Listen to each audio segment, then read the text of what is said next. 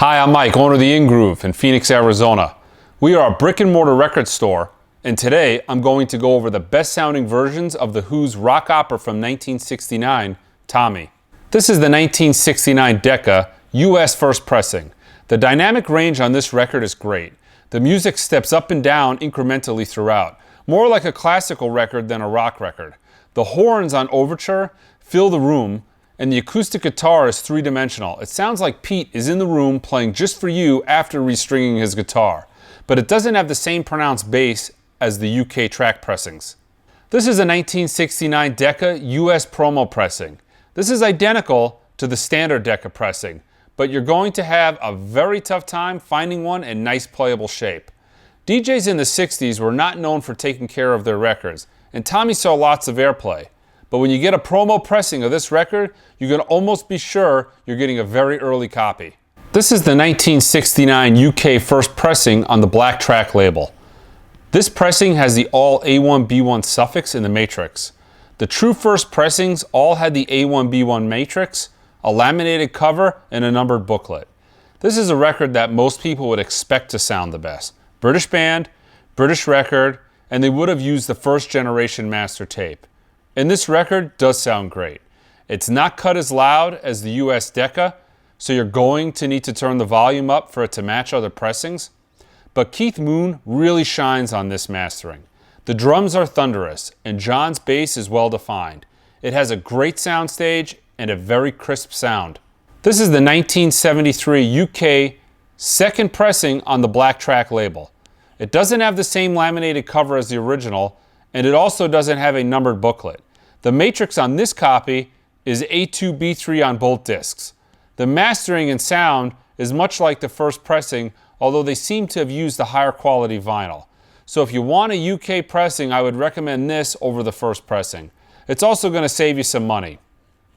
There was also another pressing of Tommy that came out around this time as two separate records, Part 1 and Part 2. I didn't include this because it's not the same mix. It has some alternate vocals on Sally Simpson. Mobile Fidelity also used this mix on their 1990 CD. This is the 1973 MCA US pressing. It's on the black MCA label. This record sucks pretty hard. The bass is completely missing. It sounds like Keith showed up to the studio but left his kick drum at home. This and the 1977 MCA reissue on the blue label should never be listened to. These records are a stain on the legacy of a great album. This is the 1969 Japanese first pressing on the red Polydor label. This, unlike other Japanese pressings, doesn't have the same ultra-quiet vinyl that they started using in the 70s. But oddly enough, it doesn't have the same shitty mastering found on those records either. It sounds very close to the US Decca pressing. This is the 1969 German first pressing on the red Polydor label. This pressing sounds okay. It is mastered more like the US Decca than the UK track pressings.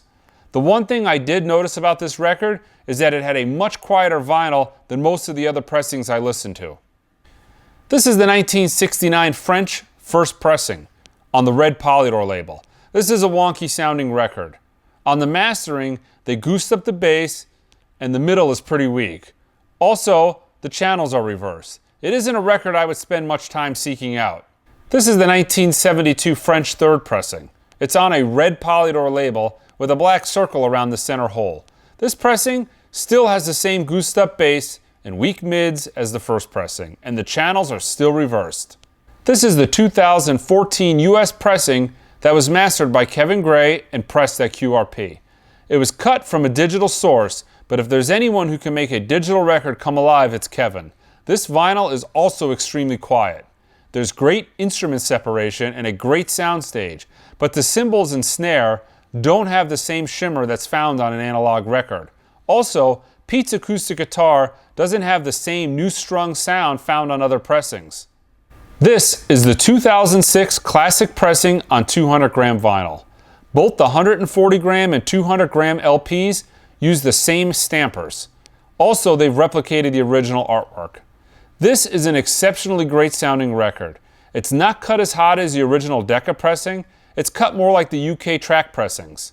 So you need to turn the volume up a little to get the same effect, but it has all the same punch and drive as the original Decca and all the same great bass and violent drumming coming from Keith Moon as the UK track, but the soundstage is a lot clearer, and there's more air between the instruments. It's also on extremely quiet vinyl. So to recap, the best sounding pressing of this album in my opinion is the 2006 Classic Records pressing, very closely followed by the original UK track pressing, followed by the 1969 Decca pressing. Standard art promo, but stay far, far away from the MCA pressings. Okay, don't forget to like my videos and subscribe. And if you have any suggestions for future videos, leave them in the comments. And until next time,